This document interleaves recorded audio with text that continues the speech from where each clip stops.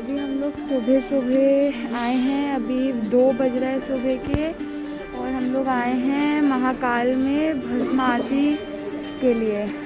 तो लगी हुई है यहाँ इतनी बड़ी, और बहुत ठंड पड़ रही है, हमारे पैर बहुत ठंडे पड़ रहे हैं। चलिए अब आपसे आगे मिलते हैं। लाइन में खड़े हुए हैं और हमारी चेकिंग हो गई है, तो जय भोलेनाथ। आगे अब देखते हैं कितनी देर वहाँ वेट करना होता है। वैसे 4 बजे दरवाज़ा खुलता है, तो अभी हम लोग को 1 घंटा अप्रॉक्स वेट करना है लाइन में गेट खुलने का। तो अभी हम लोग मंदिर प्रेमिसेस के अंदर आ गए हैं। हमें अप्रॉक्स आधा घंटा हो गया यहाँ पे वेट करते हुए, और अभी हमें टीवी पे जो महाकाल जी हैं उनके अभिषेक की लाइव अपडेट मिल रही है। अभी थोड़ी देर में गेट भी खुल जाएगा, जिससे हम लोग मेन हॉल एरिया में पहुँच जाएंगे, और हम लोग पूरी कोशिश करेंगे कि वहाँ पे भी हम लोग आपको दिखा पाएँ, लाइव अपडेट दे पाएँ कि क्या हो रहा है।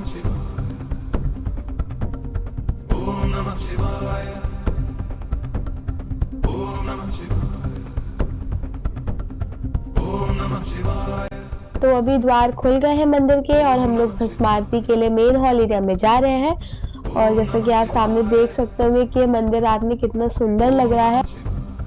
तो अभी अब जैसे आपको सामने 2 जगह दिख रहे होंगे महाकाल, तो जो ऊपर वाला है वो टीवी स्क्रीन है जिस पे लाइव अपडेट मिल रहा है, और नीचे का जो एरिया है वो गर्भगृह है भगवान का, जहाँ पे उनका असली श्रृंगार हो रहा है। तो अभी यहाँ पे ज़्यादा देर तक वीडियो बनाना अलाउड नहीं है, तो अब हम आगे आपसे मिलते हैं।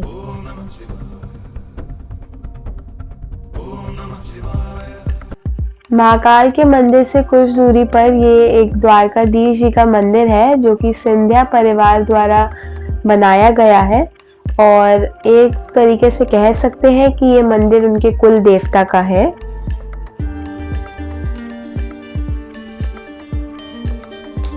अब हम लोग जा रहे हैं भृतहरि गुफा। भृतहरि प्राचीन उज्जैन के बड़े ही प्रतापी राजा थे, और उन्होंने इस गुफा में 12 साल तक तपस्या करी थी। ये गुफा लगभग ज़मीन से 10 फीट नीचे है।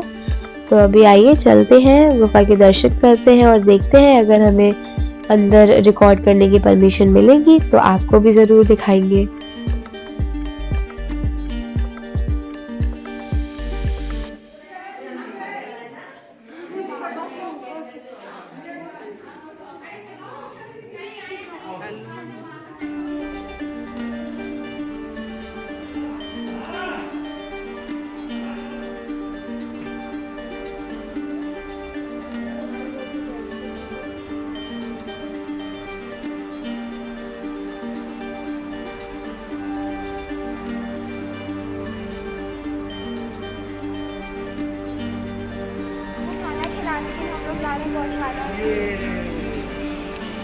देखिए कितनी छोटी छोटी गाड़ियाँ।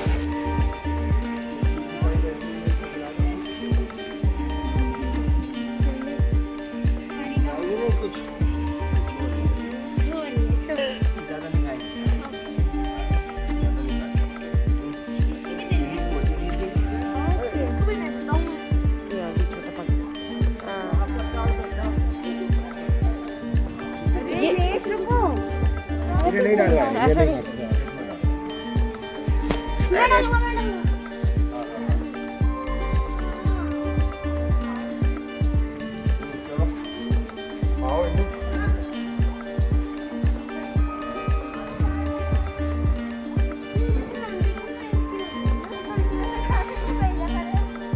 हाँ दो दो दो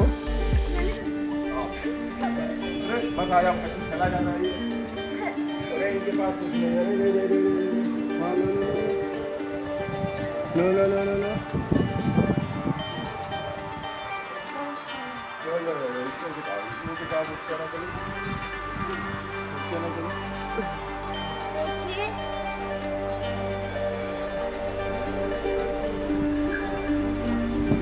हम लोग अपनी पहली डेस्टिनेशन से होके निकले हैं।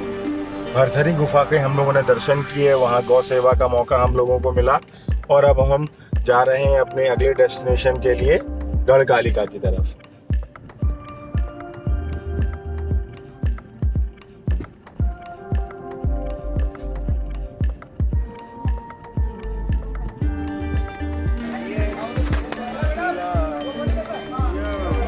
माता रानी।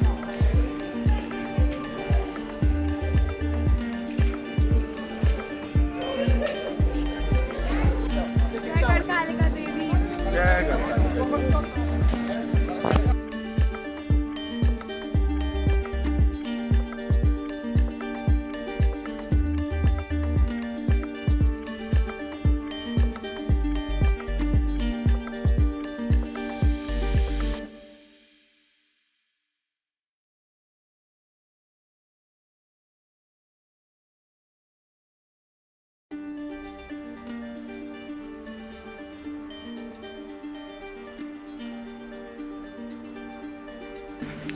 अब हम लोग आए हैं मछेंद्र नाथ जी के आश्रम में।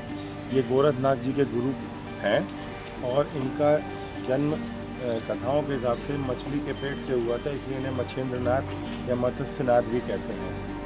और क्योंकि नाथ पंथ के ये संस्थापक थे और नाथ पंथ के सभी संतों को पीर भी कहा जाता है, इसलिए इस जगह को हिंदू और मुसलमान समान रूप से इसकी पूजा और अर्चना करते हैं। अभी हम लोगों ने मछेंद्र नाथ जी के दर्शन करे और अब हम लोग जा रहे हैं काल भैरव जी के दर्शन करने उनके मंदिर में।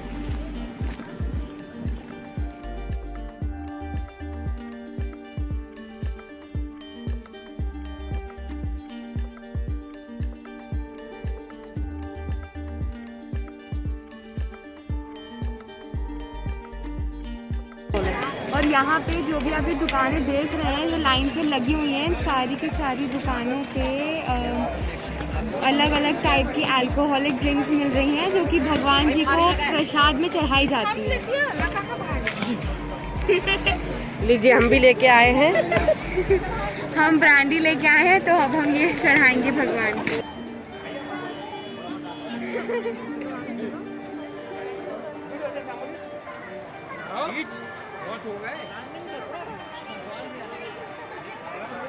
एक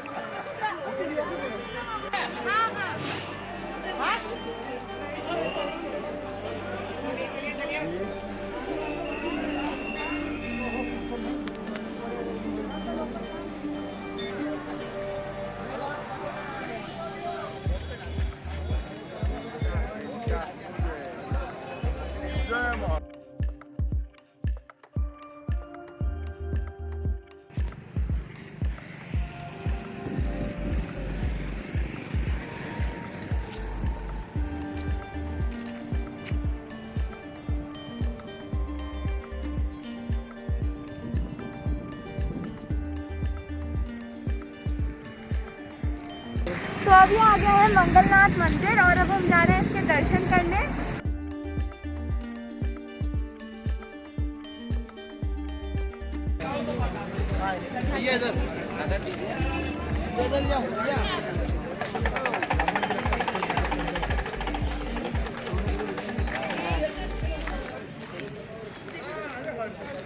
पहुंच गए मंगलनाथ मंदिर पे। अभी हम सामने शिप्रा नदी के पास जा रहे हैं जो कि बहुत पूजनीय मानी जाती है। आज स्नान करेंगे।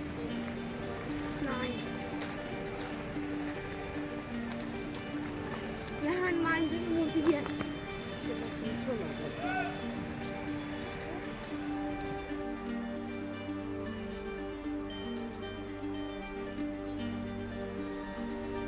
और इसकी ये मान्यता है कि यहाँ पे जो जिनका मंगल भारी होता है तो वो लोग उन लोगों की यहाँ पे पूजा होती है। तो यही है मंगलनाथ का मंदिर। जय भोलेनाथ।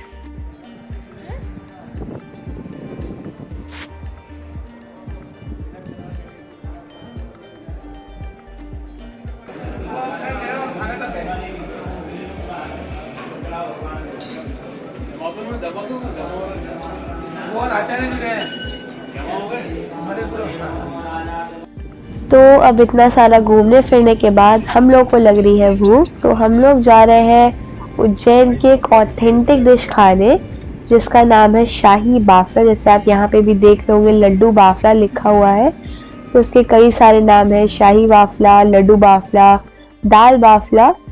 तो अभी हम लोग आ गए हैं इस रेस्टोरेंट में।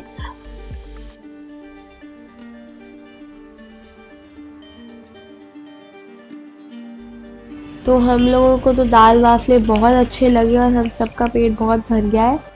और वहीं से जहाँ हम लोगों ने दाल वाफले खाए वहीं से वॉकिंग डिस्टेंस पे ये संदीपनी आश्रम है, जो कि कृष्ण जी, सुदामा जी और बलराम जी का आश्रम है, जहाँ उन्होंने शिक्षा प्राप्त करी थी।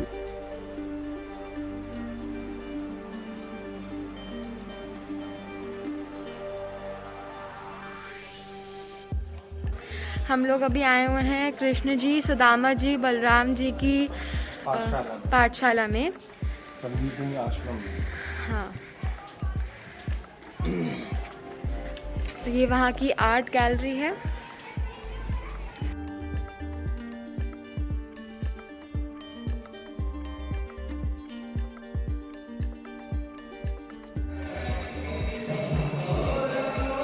तो दोपहर में घूमने के बाद हम लोग थक गए थे, इसीलिए हम लोग अपने होटल में जाके थोड़ी देर आराम किया। और अब हम लोग आए हैं इस्कॉन टेम्पल में, जो कि बहुत ही खूबसूरत मंदिर है। यहाँ की जो मूर्तियाँ हैं वो इतनी ज़्यादा खूबसूरत है और आप इनको देखकर, इनके चेहरों को देखकर मंत्रमुग्ध हो जाते हैं। आपको पता ही नहीं चलता है कि आप कब इनके चेहरों में, इनके एक्सप्रेशंस में खो गए। और हम लोगों को ये मूर्तियाँ बहुत ही ज़्यादा खूबसूरत लगी।